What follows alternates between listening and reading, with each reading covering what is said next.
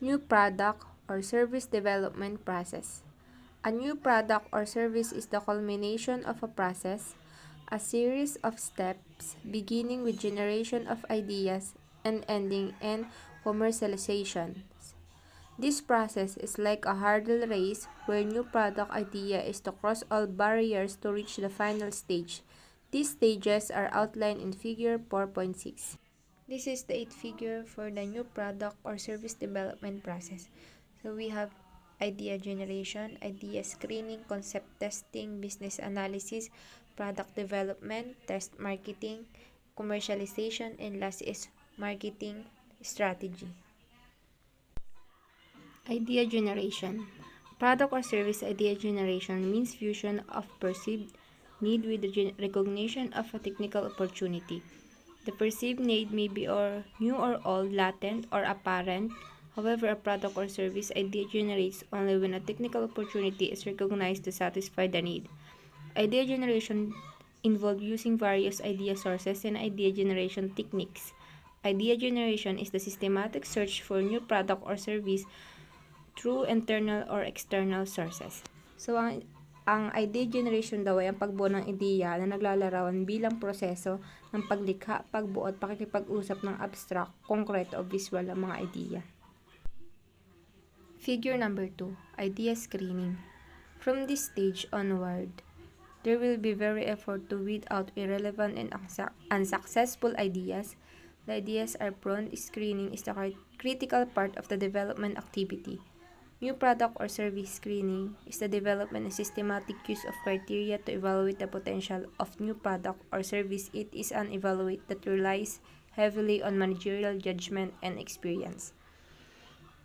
Ang idea screening daw, ito ay ang yugto sa bagong proseso ng pagbuo ng produkto na sumusunod sa pagbuo naman ng ideya.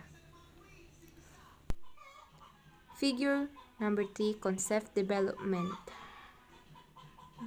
Develop new product ideas into alternative detailed product concepts. Concepts testing. Test the new product concepts with group of target customers.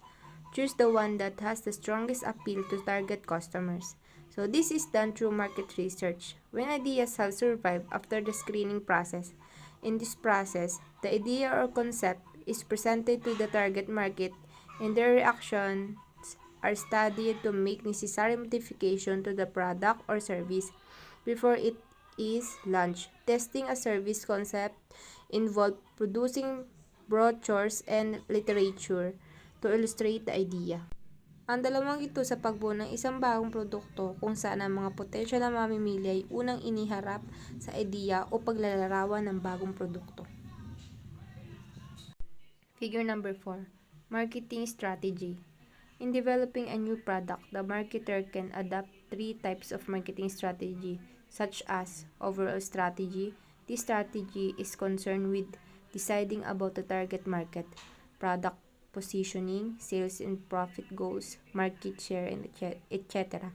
Short-term strategy. Here we decide about the product price, distribution, marketing budget. Last is long-term strategy. In the long run, the firm has to make strategies regarding sales and profit goals, marketing mix strategy. So, ang diskarte sa marketing ay naglalaman ng isang diskarte sa marketing ng value, proposition ng kumpanya, o pangunahing brand messaging data sa target ng ating mga customer. Figure number 5, business analysis. Business analysis is the in-depth study of the estimated economic feasibility of new product or service idea.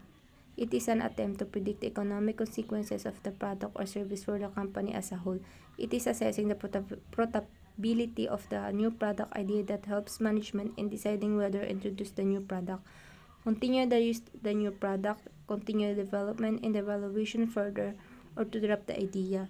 So, ang pagsusuri sa negosyo ay isang disiplina ng diskarte para sa pagpapakilala at pamamahala ng pagbabago sa mga organisasyon. Ginagamit ng pagsusuri sa negosyo upang tukuyin at ipahayag ang pangangailangan para sa pagbabago. Figure number 6, product or service development. This stage marks the making of prototype of the product. It's testing costs and profits projections to see if the pain is planned. Business analysis reviews the product sales, cost, and company objectives. If not, product content is eliminated. If yes, move to product development this stage. We had to set up the plant and machinery and production facilities, but the service have to undertake the work of designing and supplying literature and supporting materials. Um, the translation of idea into an actual service. So, ang pagbuo ng produkto ay ang pagkumpleto ng proseso ng paghahatid ng isang bagong produkto o pagpapabuti sa mga umiiral na customer. Figure number 7. Test marketing. Test marketing is the ultimate test to experience and experiment with actual selling and purchase the product or service. Test marketing is the stage where the product and marketing program are introduced into more realistic market settings before the product is launched in the final market. Using an artificial panel or of consumers. We have to test the product or service at their residence or testing in the actual market but in a small area. So, ang pagsubok sa marketing ay isang paraan na naglalayong tuklasin ang tugon ng consumer sa isang produkto o kumpanya sa marketing sa pamamagitan ng paggawa nito sa limitadong batayan bago ang mas malawak na pagpapalabas.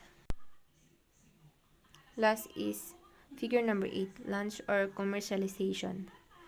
So, the product or service launch is the final stage and the organization now can make decision on who to introduce the new service, where to home, and how to introduce the new service.